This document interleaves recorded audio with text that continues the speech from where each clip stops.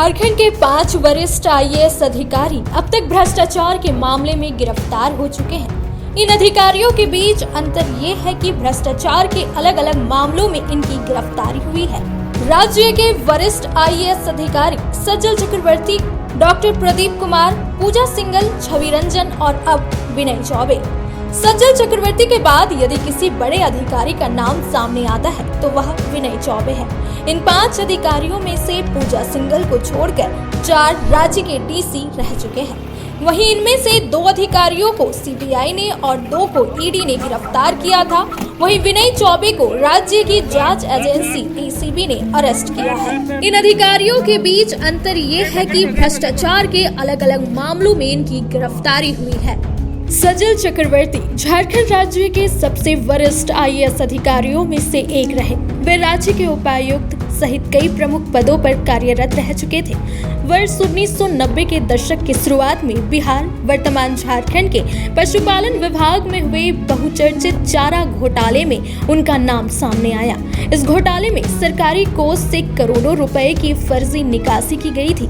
सज्जल चक्रवर्ती उस समय पशुपालन घोटाले से जुड़े 4 प्रमुख मामलों में एक जिले के डीसी थे और उन पर आरोप था कि उन्हें इन वित्तीय अनियमितताओं की जानकारी थी। बावजूद इसके उन्होंने ना तो कोई जांच शुरू कराई, ना ही निकासी को रोका।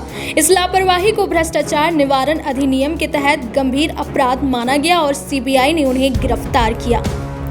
सज्जल चक्रवर्ती के बाद एक और वरिष्ठ आईएएस अधिकारी डॉक्टर प्रदीप कुमार, जो कि राज्य के उपायुक्त भी रह चुके थे, पर स्वास्थ्य विभाग से जुड़े 130 करोड़ रुपए के दवा घोटाले का आरोप लगा। यह मामला राष्ट्रीय ग्रामीण स्वास्थ्य मिशन NRHM के अंतर्गत वर्ष 2003-04 के दौरान सामने आया।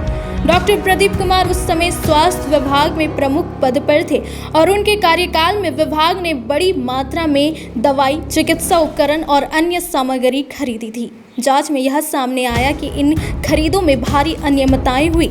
न सिर्फ सामान आवश्यकता से अधिक खरीदा गया, बल्कि बाजार मूल्य से कई गुना अधिक दरों पर भुगतान भी किया गया। सीबीआई ने इस मामले की लंबी जांच के बाद उनके खिलाफ भ्रष्टाचार, धोखाधड़ी और सरकारी धन के दुरुपयोग के आरोपों में केस दर्ज किया। वर्ष 2011 में डॉक्टर प्रदीप कुमार ने सीबीआई अदालत में आत्मसमर्पण किया और उन्हें न्यायिक हिरासत में भेजा गया। बाद में उनके खिलाफ प्रवर्तन निर्देशालय ईडी ने भी मनी लॉन्ड्रिंग की जांच की और करोड़ों की संपत्तियां जब्त की, जिसके बाद राज्य की तेज तर्रार आईएएस अधिकारी पूजा सिंघल को ईडी ने 11 मई 2022 को मनरेगा घोटाला में गिरफ्तार किया। इससे पहले उनके कई ठिकानों पर ईडी ने छापेमारी की थी। पूजा सिंघल के सीए के आवास पर दफ्तर में छापेमारी के दौरान ईडी को 19.31 करोड़ रुपया मिला था।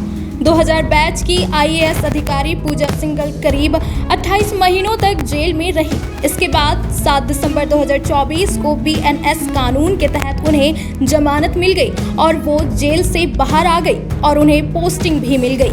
पूजा सिंघल के बाद राज्य के उपायुक्त रहे आईएएस अधिकारी छवि रंजन को ईडी ने 4 मई 2023 को गिरफ्तार किया था। राज्य में सेना की जमीन के खरीद फरोख्त मामले में हुई गड़बड़ी को लेकर छवि रंजन को गिरफ्तार किया गया था। उन पर आरोप है कि उन्होंने बरियातू स्थित सेना की जमीन के कागजात में हेराफेरी करने वालों की मदद की। उन पर चेशायर होम रोड स्थित जमीन घोटाला करने का भी आरोप है।